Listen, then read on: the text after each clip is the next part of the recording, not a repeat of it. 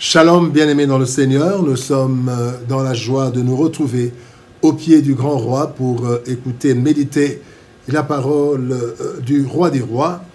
Nous sommes le mardi 19 mars 2024 et nous vous saluons au nom de notre Seigneur et Sauveur Jésus-Christ. Nous allons lire un texte pour notre méditation de ce jour dans l'Évangile selon Matthieu. Matthieu chapitre 20, verset 28, et nous lirons dans la version Louis II. Matthieu 20, 28 dit ceci. C'est ainsi que le Fils de l'homme est venu, non pour être servi, mais pour servir et donner sa vie comme la rançon de plusieurs. Quand le Maître sert,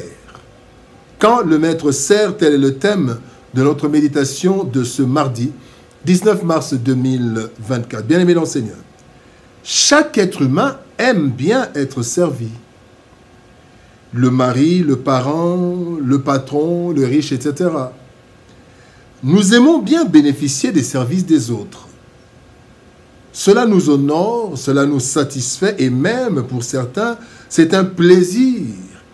Et même les disciples n'ont pas été épargnés par ce désir d'être premier. Il y a une discussion, il y avait qui serait le premier d'entre eux. Premier, entre autres, pour être servi. Le texte de ce jour, bien-aimé, nous donne un exemple puissant. Jésus-Christ, Fils de Dieu et Dieu, donc Maître de tout et de tous, descend sur la terre pour servir ses créatures et serviteurs. Un signe d'humilité qui devrait marquer chaque être humain, chaque chrétien, chaque chrétienne. Quand le Maître sert, qu'en sera-t-il pour nous, ses serviteurs? Tirons quelques leçons. Première leçon, la grandeur du service. Hébreux chapitre 6, verset 10 nous dit « Car Dieu n'est pas injuste pour oublier votre travail et l'amour que vous avez montré pour son nom, ayant rendu et rendant encore des services aux saints. » Le travail anoblit l'homme, dit-on. Eh bien, nous pouvons dire que le service enrichit l'homme, car chaque service est une sorte de dette quand il n'est pas monnayé. Et en plus, Dieu qui comptabilise tous les services, particulièrement ceux rendus aux saints, nous constitue un trésor de récompense selon sa justice. Lorsque nous rendons service, nous avons la reconnaissance des personnes servies. Nous acquérons une bonne réputation auprès des hommes. Lorsque nous rendons service, nos actes sont inscrits dans le livre divin, le livre de souvenirs de Dieu. Quand nous rendons service, bien-aimés, nous avons la joie de servir Dieu à travers les êtres humains. Un bienfait n'est jamais perdu, dit-on. C'est le Seigneur qui le dit, tel qu'il est écrit. Dans Galates chapitre 6, verset 9, il dit « Ne nous lassons pas de faire le bien, donc de servir, car nous moissonnerons au temps convenable si nous ne nous relâchons pas. » Un bienfait n'est jamais perdu, bien-aimé. Le service est l'épargne la plus sécurisée, car cette épargne est gérée par Dieu lui-même et il y aura un jour où nous sommes récompensés. Deuxième leçon, l'humilité précède la gloire. Dans 1 Pierre chapitre 5, verset 6, la Bible dit « Humiliez-vous donc sous la puissante main de Dieu, afin qu'il vous élève au temps convenable. » En cherchant à être servis, bien-aimés, nous cherchons en quelque sorte une certaine gloire. Cette recherche de la gloire nous conduit lentement mais sûrement vers l'orgueil.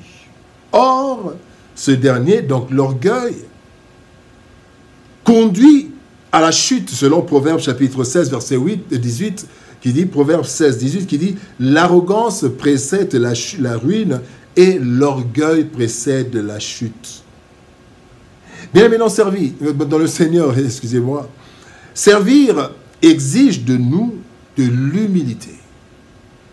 Servir exige de nous la disponibilité. Nous devons être disponibles pour servir les autres.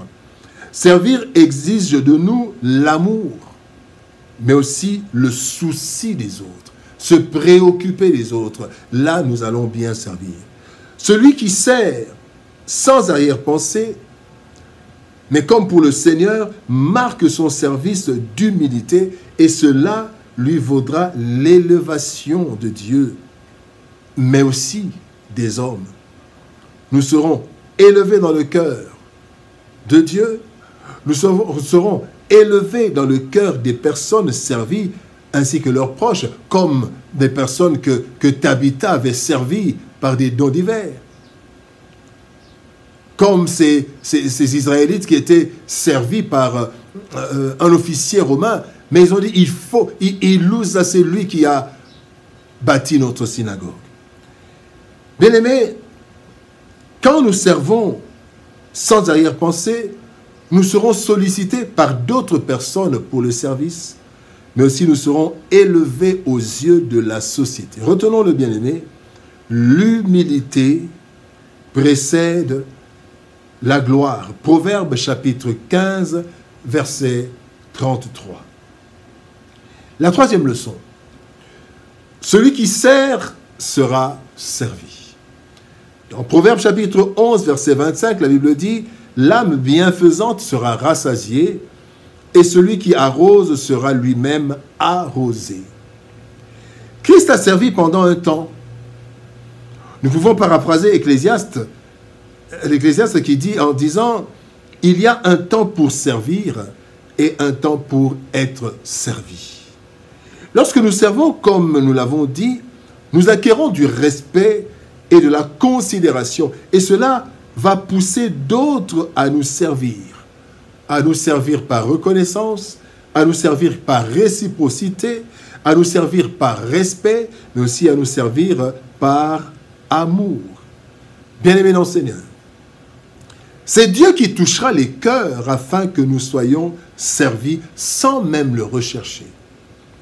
C'est la récompense de ceux qui acceptent de servir au lieu d'être servis. Quand le maître sert. Nous aimons, bien aimés, plus être servis que servir. C'est la tendance générale et surtout la tendance de ceux qui obtiennent une parcelle d'autorité, si minime soit-elle. Derrière ce désir, bien aimé, il y a une dose de sentiment de grandeur, une dose d'intérêt et même une dose de sentiment d'orgueil. Le Seigneur Jésus-Christ nous montre l'exemple parfait pour les enfants de Dieu. Lui, le maître de tout et de tous, s'est fait serviteur de tous et il a terminé son parcours à la droite du Père avec le nom le plus élevé, le nom au-dessus de tout nom. Le service marqué d'humilité, d'amour et de disponibilité touche le cœur de Dieu. Et Dieu, en son temps, nous donnera aussi l'occasion d'être servis sans le chercher. C'est le salaire de serviteurs qui prennent pour exemple Christ, le maître serviteur.